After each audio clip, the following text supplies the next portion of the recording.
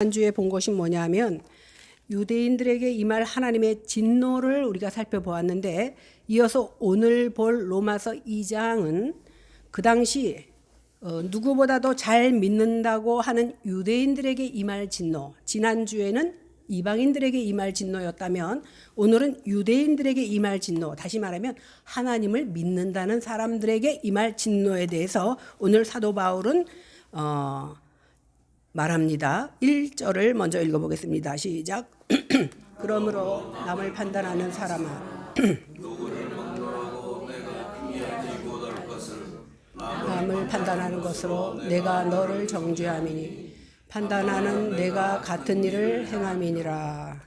그러므로 이렇게 시작되죠. 이 접속사는 지난번에 우리가 읽은 1장 18절에서 32절 이방인들에게 하는 그 진노의 말씀과 연결되는 말로서 하나님의 진노가 불의로 진리를 막는 사람들의 불경건과 불의에 대해서 하늘로부터 나타났고 누구도 하나님 앞에서 핑계댈 수 없다라는 말씀에 이어서 주신 말씀입니다. 그러므로 이제 남을 판단하고 정죄하는 너도 핑계하지 못한다, 이 말입니다. 그러니까 사도 바울은 자연 만물에 나타난 하나님의 능력과 신성을 보고서도 하나님을 인정하지 않고 우상을 섬기며 동성애를 포함해서 모든 불의를 저지르고 살아가는 이방인들을 판단하는 너희들, 누구? 유대인들. 너희도 핑계할 수 없다, 이렇게 말하는 겁니다. 그러면서 네가 판단하는 그 판단으로 너도 판단을 받을 것이다, 이렇게 말합니다. 당시 바리새인들은 어땠습니까? 율법을 더 잘 지키려고 하나님이 주신 것은 10계명인데 거기다가 추가 율법을 613가지, 거기다가 각 절마다, 그러니까 1계명, 2계명마다 또 거기에다가 울타리 율법이라 그래서 갖은 부칙을 만들어 놔서 더 철저하게 신앙생활을 잘 지키려고 했던 사람들이 바로 유대인입니다. 안식일을 지키는 것은 물론이고 11조 생활하는 것도 말도 할 수 없고 누구에게 선물을 받아도 그 선물에 11조를 떼었고, 그것뿐입니까? 오늘 음식에 넣는 양념인 박하, 회양, 근체의 11조까지, 양념의 11조까지 떼었던 그렇게 철저했던 유대인들입니다. 더군다나 유대인들은요, 자신들은 하나님 앞에 선택받은 백성이요, 하나님께서 직접 주신 율법을 가졌으며 우리는 우상 숭배도 안 하고 동성애도 하지 않는다는, 겉으로 보기에 이런 자부심을 가지고 있었습니다. 반면 그들은 이방인들을 어떻게 생각했냐면 저 사람들은 지옥의 불쏘시개로 하나님이 쓰시려고 만드셨다, 이렇게 생각했습니다. 그런데요, 이렇게 자신들만 선택받았다고 자부하는 유대인의 모습, 그리고 과거 주님을 만나서 은혜 받기 전에 바울의 모습이 어땠습니까? 예수 믿는 사람을 바울은 어떻게 생각했어요? 이단으로 생각하고 자기 기준에 맞지 않으니까 그들을 잡아 죽이려고 다메섹으로 갈 때에 혈기등등해서 자신만만하게 갔습니다. 그런데 자기 눈에 들보는 보지 못하고 남의 것만 볼 수 있는 그런 사람이 바로 바울이었습니다. 그렇게 판단하고 정죄하고 혈기등등했던 바울이 어떻게 상대방을 위해서 희생하고 사랑의 사도로 바뀌었느냐는 겁니다. 그가 열심히 책상 앞에서 성경 공부를 하고 열심히 제자 공부를 해서 바뀌었습니까? 아닙니다. 그래서 사도 바울은 이렇게 고백합니다. 내가 전에는 비방자요, 방해자요, 폭행자였으나 우리 주 예수의 은혜가, 예수 안에 있는 믿음과 사랑과 함께 그 풍성함으로 인하여서 어떻게 바뀌었다 그랬어요? 내가 죄인 중에 괴수로다. 하나님의 은혜를 깨닫고 나니까 너희들이 죽일 놈이 아니라 내가 죽일 놈이다, 이렇게 고백하는 겁니다. 이 깨달음을 얻은 것은 예수 그리스도께서 내게 오래 참음을 보여주시고 바울을 직접 만나주셔서 이렇게 변화된 겁니다. 우리가 마음에 혈기와 울분이 많아서 상대방을 판단하고 정죄하는 이유는 뭐냐면 내 모습을 보지 못하기 때문입니다. 내 눈에 들보를 깨닫지 못해서입니다. 그런데 내 속에서 복음이 복음되어질 때, 하나님 영광 앞에서 내 모습을 바로 보면 아무도 누구를 향하여 정죄할 수가 없는 겁니다. 복음이 되지 못하는 사람들의 문제가 뭐냐 하면 자기를 보지 못한다는 겁니다. 그러나 하나님 앞에서 우리는 다 죄인입니다. 그러므로 죄인된 우리가 우리의 죄성 때문에 남을 비판하는 것이 의지나 결단으로 극복되지 않습니다. 오직 나는 죽고 예수가 내 안에 살을 때만이 내 속에 자아가 죽어지는 겁니다.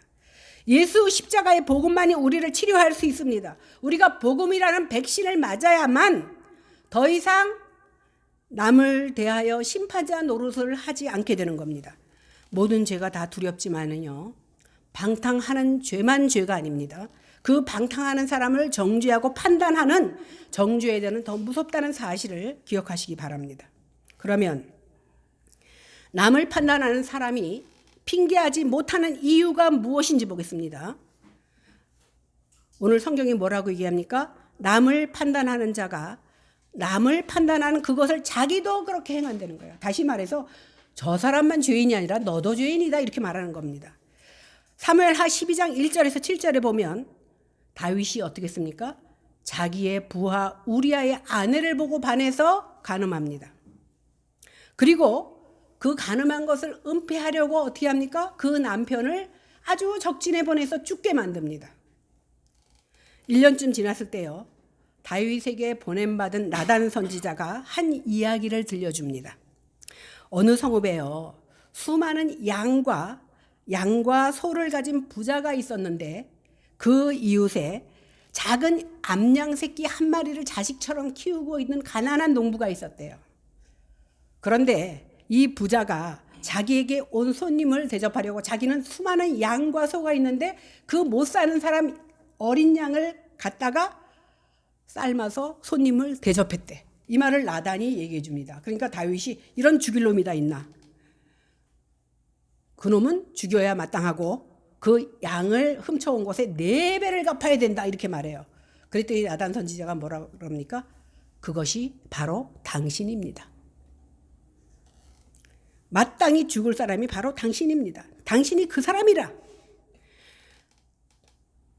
다윗은 자기 죄는 작게 여겼어요.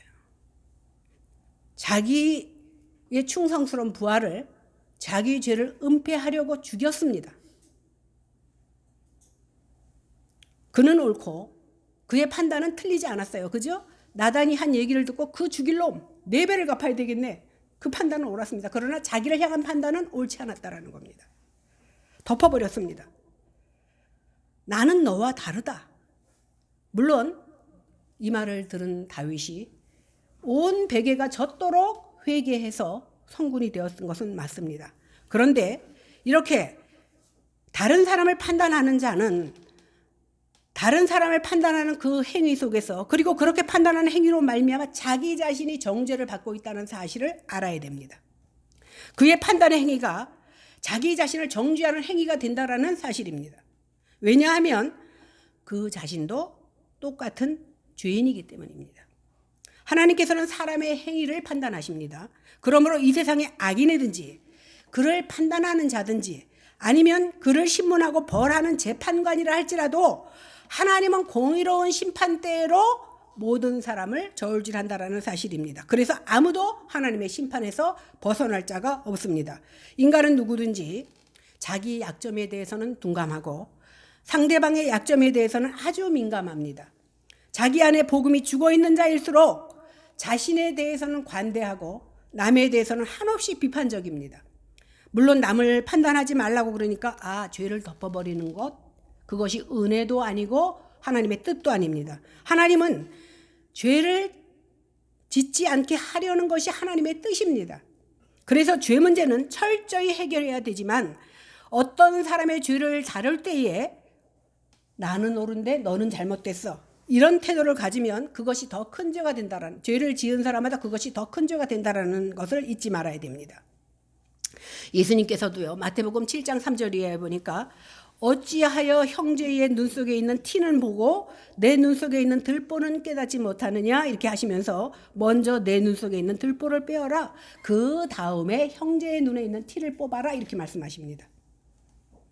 사람이 왜 자기의 약점에 대해서는 그렇게 관대하면서 상대방에 대해서 그렇게 날카롭게 반응하느냐 하면 자기 눈 속에 들보가 있기 때문입니다.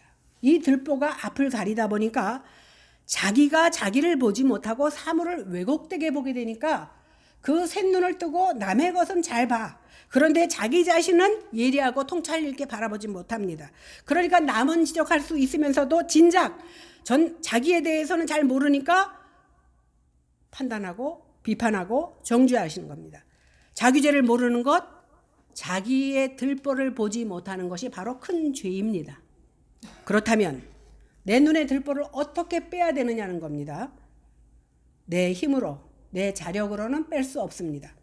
오늘 그 해답을 이사야 6장 5절에서 찾을 수가 있는데 6장 5절 보니까 그때에 내가 말하되 화로다 나여 망하게 되었도다. 나는 입술이 부정한 사람이요 나는 입술이 부정한 백성 중에 거주하면서 만군의 여호와이신 왕을 베었음이로다 하였더라. 이렇게 탄식하고 있는데 그때가 언제냐면 남유다의 10대 왕 우시야 왕 때에, 여기 보니까 성경에는 우시야 왕이 죽던 해에 맨날 타락한 저 백성들 때문에 이 나라가 망하게 생겼다.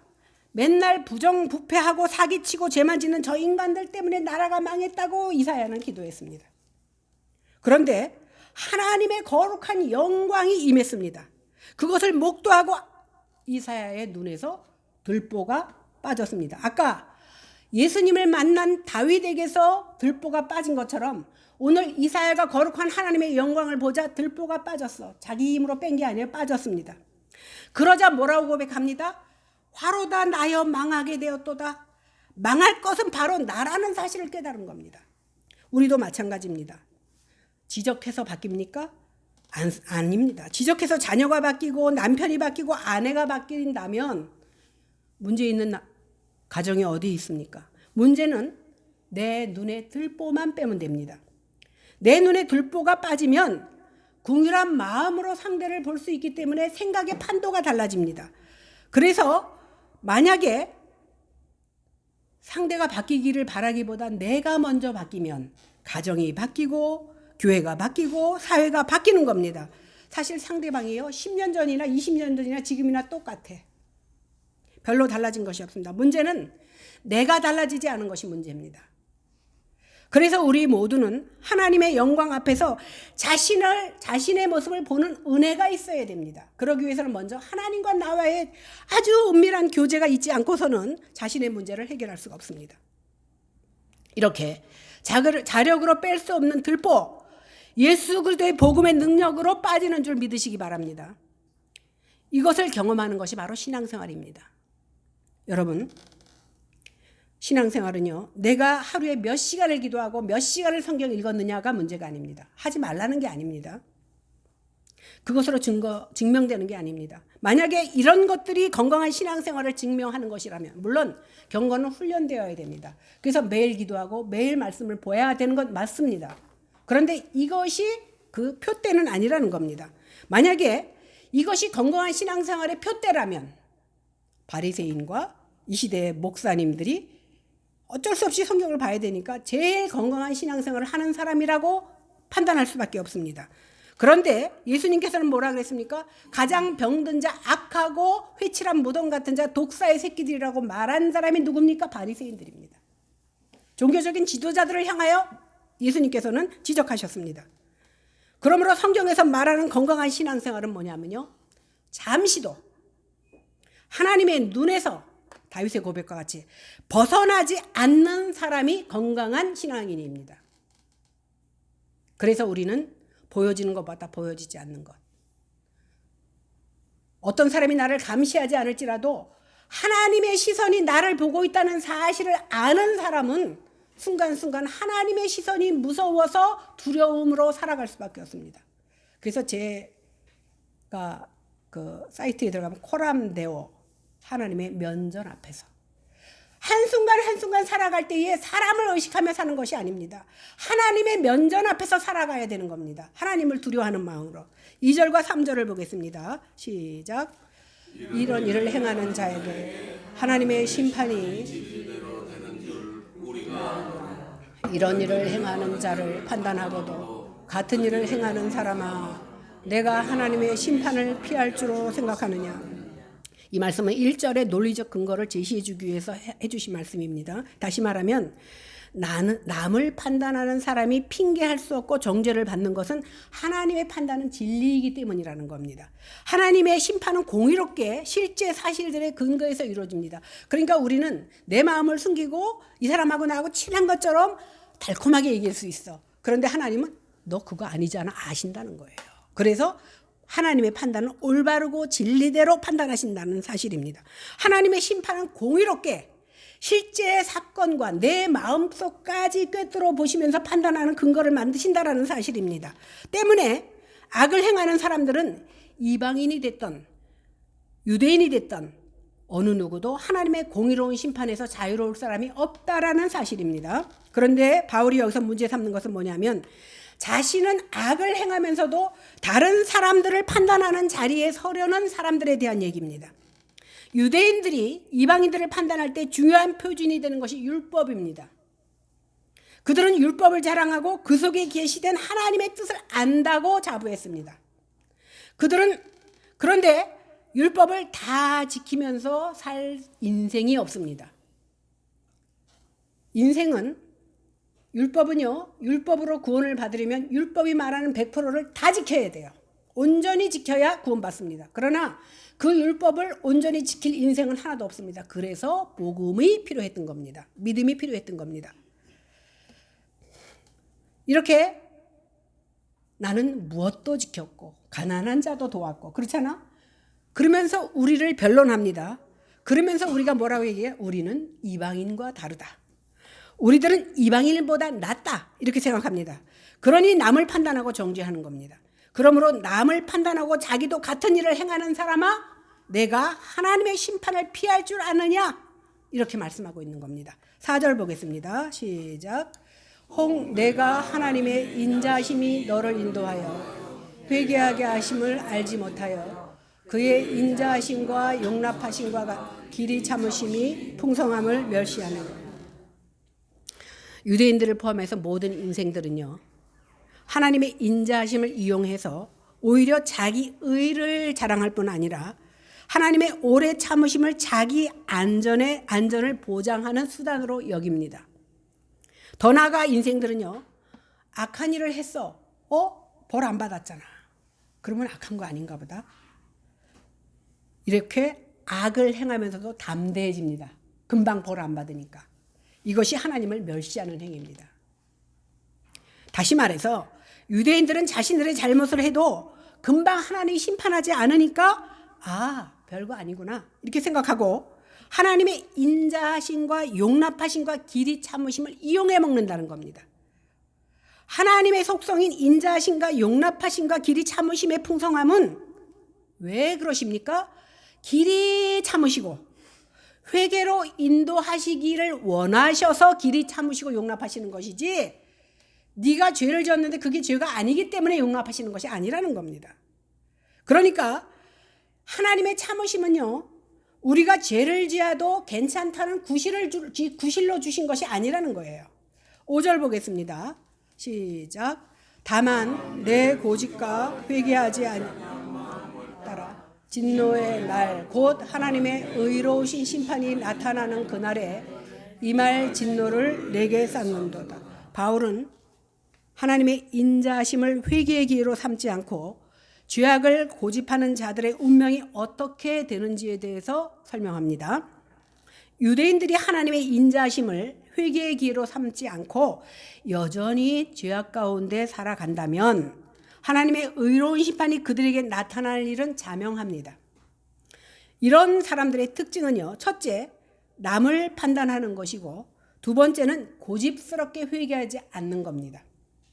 여기서 고집스럽다라고 번역된 헬라어는 스켈로테스라고 하는데 완고함, 강팍함을 말합니다. 그러니까 죄를 습관적으로 저지르다 보면 어떻게 돼요? 마음이 완고해지고 굳어져서 회개할 수 없는 마음의 상태까지 벌어집니다. 제가요, 이게 뭘 모을 때 보면 정말 모래알 만큼 작은 거야. 그런데 그거를 하루에 병에다가 조그만 거지만 셔서 10개씩 넣었어. 그러면 사람들이 뭐라 그래? 아유, 뭐 하는 짓이야. 그런데 세월이 지나니까 그 병이 꽉 차더라는 거예요. 우리의 죄가 우리 보기엔 아무것도 아니야. 그런데 그것이 날아가서 없어지는 게 아니에요.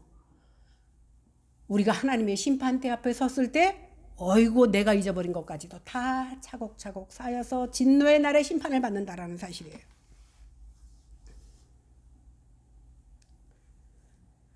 자신이 괜찮은 사람, 나는 양심적이야. 그리고 도덕적이야.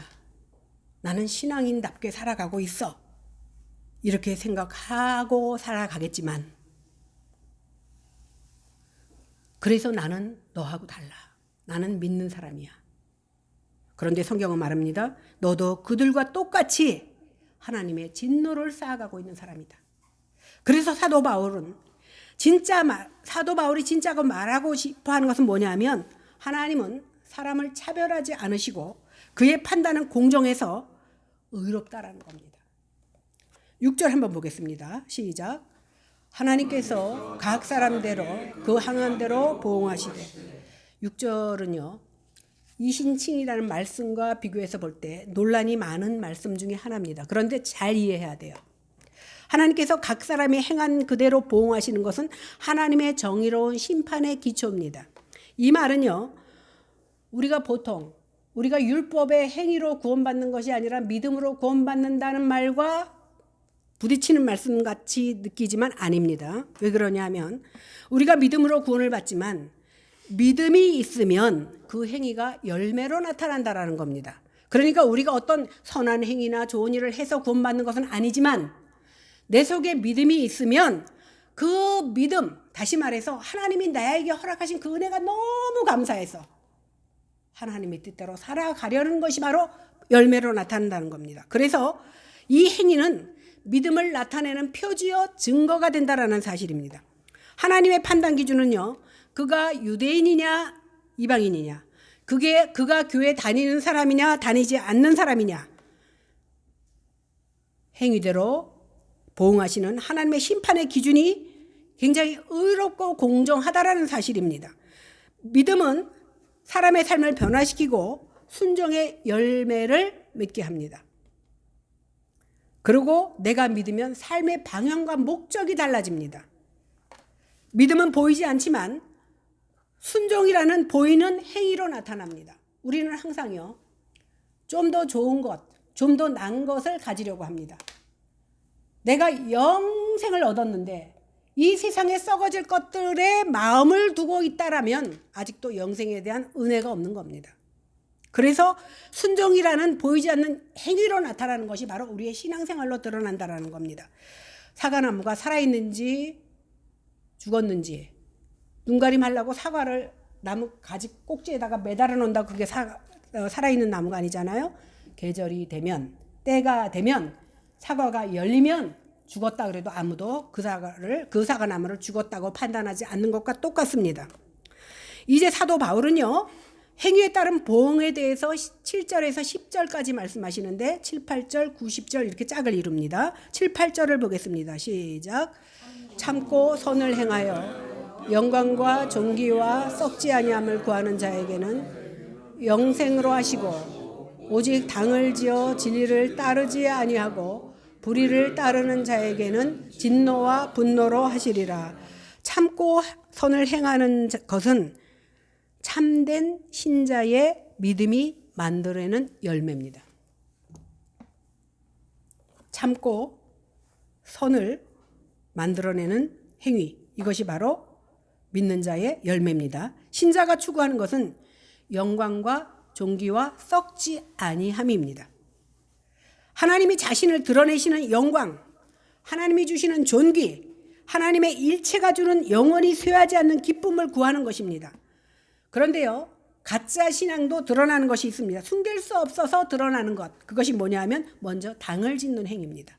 당을 짓는다는 것은 나와 뜻이 맞지 않는다고 편을 가르는 행위가 바로 당을 짓는 것입니다. 이기적인 욕망을 추구하는 사람이 하는 행위죠. 그 다음에 또 가짜 신자는요, 진리를 따르지 아니하고 불의를 따르는 것입니다. 이것이 불의로 진리를 막는 행위입니다. 그래서 사도 바울은 그 열매가 진리를 따르는지, 그래서 영생으로 가는지, 불의를 따르는 자인지, 그래서 진노와 분노로 가는지를 오늘 말씀해 주고 있습니다. 9절과 10절 보겠습니다. 시작. 악을 행하는 각 사람의 영에는 환난과 공고가 있으리니 먼저는 유대인에게요 그리고 헬라인에게며 선을 행하는 각 사람에게는 영광과 존귀와 평강이 있으리니 먼저는 유대인에게요 그리고 헬라인에게요. 오늘 제가 이 말씀을 드리면서 먼저는 유대인에게요, 그 다음에 이방인, 또 뒤에 보니까 먼저는 유대인에게요. 그러니까 하나님의 심판이 누구부터 내려? 믿는 나한테 먼저. 기대도 안 하면, 아까 지난주에 우리가 배웠죠? 하나님께서 버려두신 자는 그대로 내버려두는 자가 버려두는 거라잖아. 먼저 믿는 자, 먼저 내 자식. 그죠? 사도 바울이 악을 행하는 각 사람의 영혼에 환난과 공고가 있을 것이라고 하는데, 악인은 죽은 후에 그 영혼이 지옥에서 영원히 고통을 당하게 될 겁니다. 악에 대한 보응은요, 그렇다고 믿는 자, 내가 세례 받았으니까 지옥 안 가가 아니에요. 내가 교회 열심히 다녔으니까 지옥 안 가가 아니에요. 내 속에 그리스도가 없으면, 믿는 믿음이 없으면 그가 평생을 교회에서 봉사하며 살았을지라도 그 안에 하나님이 없으면 지옥에 갈 수밖에 없다라는 거예요. 그러니까 이 말은 뭐예요? 하나님의 보응은 유대인이나 이방인에게나 똑같다라는 겁니다. 편애하지 않는다라는 겁니다. 유대인이라는 표면적인 태생적 이유가 특권으로 사용하지 않는다는 거예요. 우리 아버지가 목사인데, 우리 아버지가 장로인데, 대부분 전도하면 그래. 우리 누구가 목사고, 그래서 더 혼나야지.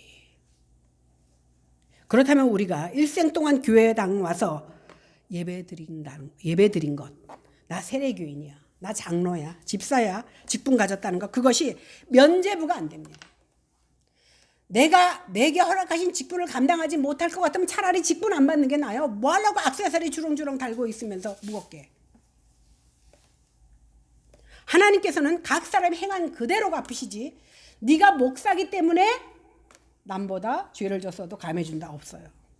11절 보겠습니다. 시작. 이는 하나님께서 외모로 사람을 취하지 아니하심이니라. 그래서 우리가 중심교회예요. 하나님께서는 사람을 외모로 취하지 않습니다. 하나님께서는 유대인들의 역사와 전통과 특권 때문에 그들을 편애하거나 공평하지 않게 한쪽으로 치우친 판단을 하지 않습니다. 세상 사람들은요, 그래서 이제 뭐 검사나 이런 사람들이 변호사 되면 더 좋아. 왜? 검사하고 똑같은 편이 있으니까 편 들어주잖아요. 또 판사하고 같은 동기야. 그러면 암암리에 편 들어주잖아. 그런데 하나님은 안 들어준대. 유대인이라고 안 들어준대. 네가 장로였어서 안 들어준대. 그러니까 하나님께서는 학력이나 직분이나 재산이나 가문이나 사회적인 어떤 신분이나 외적 조건 때문에 점수를 더 주지 않는다는 거예요. 그저 하나님의 진리의 표대로 공정하게 심판하신다는 사실을 기억하고, 우리는 보여지는 사람 앞에 인정받으려고 하지 마세요. 하나님께서 나를 인정해 주시면 그것으로 만족하는 여러분들 되시기를 바랍니다.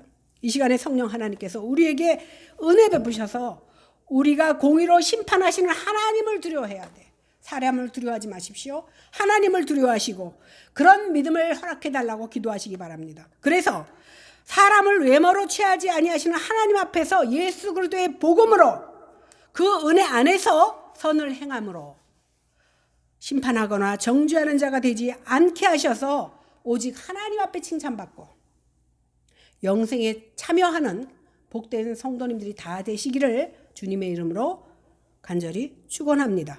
기도하겠습니다. 하나님, 우리는 늘 하나님을 부르고 하나님의 말씀을 듣고 그 안에서 응답을 구하면서도 내 삶은 그와 정반대의 모습으로 살아가는 저희들입니다. 그래서 하나님의 제단에 나올 때마다 드릴 것이 없어 우리의 마음과 눈물을 드립니다. 하나님, 저희 가운데 온전히 주님만을 사모하며 주님의 말씀만을 따르기로 작정하며 주님의 눈 밖에 벗어나지 않는 사람 되기를 기도하는 모습으로 살아가는 저희들 다 되게 하여 주시옵소서. 감사드리며 예수님 이름으로 기도했습니다. 아멘.